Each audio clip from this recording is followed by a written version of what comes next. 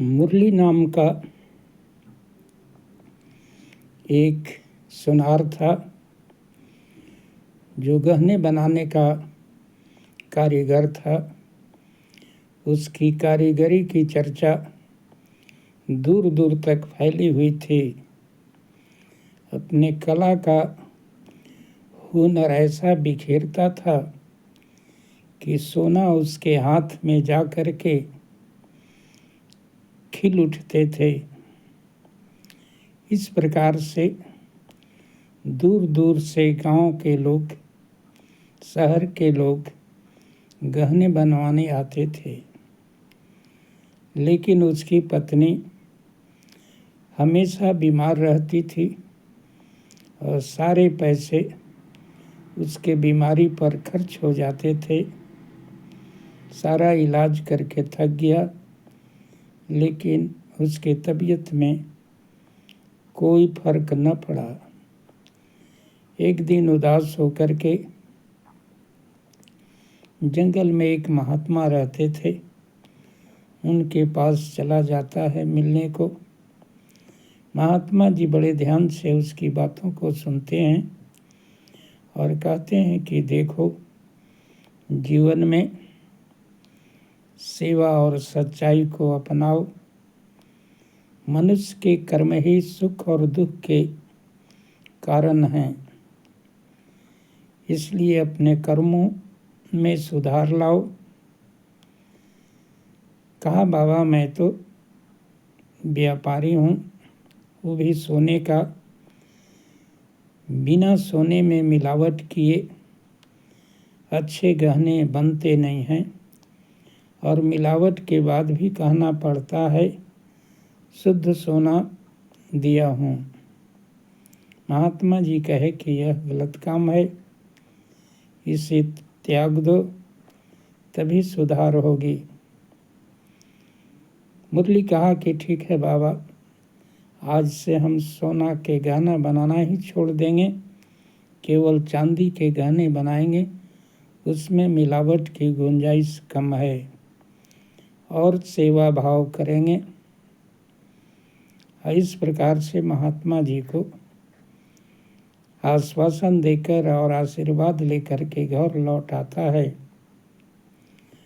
और दुकान का नाम बदल करके सत्य सिल्वर ज्वेलर नाम रख देता है और केवल चांदी के गहने बनाने लगता है। इस प्रकार से उसकी प्रसिद्धि फिर से फैल गई। अब दान पुण्य करने लगा। सरला के तबीयत में भी सुधार हो गया, सुखपूर्वक रहने लगा। लेकिन गांव में जलने वालों की कमी नहीं होती है। शिवराम नाम का एक सोनार उससे बहुत जलता था। उससे बदला लेने के लिए सोचा। उसके पत्नी को गहने बनवाने थे सोने के, लेकिन मुरली ने इनकार कर दिया।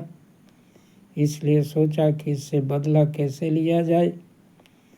तो राजा की बेटी की शादी थी। जाके कहा कि हुजूर, मुरली आपके पास भेजा है, उसके जैसा कारीगर इलाका में नहीं है। वह जैसा गहना बना कर देगा दूसरा कोई दे नहीं सकता है। उस राजा ने सिपाहियों को भेजा कि 2 दिन हो गए, अभी तक मुरली आया नहीं, मात्र 1 हफ्ते बचे हैं। मुरली को बुला करके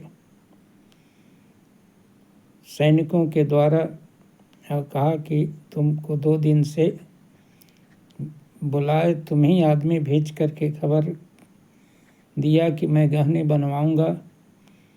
कहा कि महाराज मैंने नहीं आया है, दूसरे लोगों ने जो ईर्षा करते हैं वही आपके पास आकर के हमारे विरुद्ध। मैंने तो गहने बनाने ही छोड़ दिए हैं, खास करके सोने के गहने।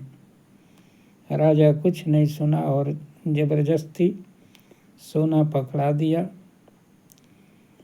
वह घर आया और पत्नी से सलाह लेकर के सोने को लेकर के चल देता है और सोचने लगता है कि अब मैं क्या करूं। रास्ते में मंदिर में भंडारा हो रहा था। बहुत संत महात्मा वहाँ भोजन कर रहे थे। सोचा क्यों न इसे इस भंडारे में लगा दिया जाए। सेठ पूछा किस नाम से भंडारा होगा, तो कहा कि मेरे पैसे तो हैं नहीं, मेरे गहने हैं नहीं, इसलिए लक्ष्मी नारायण के नाम से भंडारा करवा दिया। और वह जंगल में जाकर के भगवान की भक्ति में लीन हो गया। उधर जब राजा के सैनिक एक दिन पहले खोजने आए तो शिवराम नहीं मिला। राजा क्रोधित होकर उसके घर तोड़वाने का आदेश दिया। पत्नी बोली कि महाराज शादी के पहले वे पहुंच जाएंगे। इस प्रकार से शादी के पहले मुरली के भेष में गहना लेकर के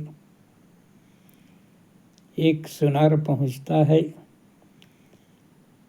राजा बिगड़ता है कि इतना विलम्ब क्यों हुआ। कहा महाराज गहने यहाँ थोड़े बनते हैं, बहुत दूर लेकर के बनवाने चला गया था और ऐसा बनवा के लाया हूँ कि आज तक ऐसे गहने आप भी न देखे होंगे। राजा खोलता है गहने को देख करके आश्चर्यचकित। बड़े ही सुंदर और बहुत ज़्यादा गहने थे। कहा कि मैंने तो इतना सोना दिया भी नहीं था। कहा कि सब भगवत कृपा से हुआ है। और मुरली वहाँ से चल देता है। राजा खुश होकर के उसके घर को महल बनाने का आदेश देता है और उसके पत्नी के लिए ढेर सारों गहने का इनाम भेजता है। उधर जब शादी समाप्त हो गई तो मुरली सोचता है कि अब चलना चाहिए। जब गांव आता है तो मैं अपना साधारण घर देखा, वो भी टूटा हुआ है। उसकी जगह महल जो है बन रहा है। मुरली पत्नी से पूछता है कि ये सब कैसे हुआ। कहा कि सब भगवान की कृपा से हुआ। भगवान आपकी लाज रख लिए हैं। और उस राजा के गहने सुंदर सुंदर गहने मिले, इसलिए राजा खुश होकर के घर बनवा रहे हैं और इनाम में सोने दिए हैं, सोने के गहने दिए हैं। मुरली सीधे राजा के पास जाता है और कहता है कि महाराज मैंने तो आपके सोने मंदिर में लक्ष्मी नारायण के नाम से भंडारे में लगा दिया था, मैंने गहने नहीं बनवाए हैं। राजा कहा कि तभी तो कहे कि ऐसे गहने आज तक मैंने नहीं देखे हैं और सोने कम थे, गहने ज़्यादा थे, इसलिए मैं तुम्हारी भक्ति का लोहा मान गया और तुम्हारे चलते तुम्हारे रूप में भगवान के चरण हमारे महल में पड़े हैं, इसलिए तुम जो है इस राज्य का कारीगर घोषित किए जाते हो और तुम्हारे सत्य और सेवा के मार्ग पर हम लोग भी चलेंगे। इस प्रकार से मुरली के लाज को भगवान ने रख लिया और सत्य और सेवा का इनाम उसे भगवान ने दे करके उसके यश को फैला दिया।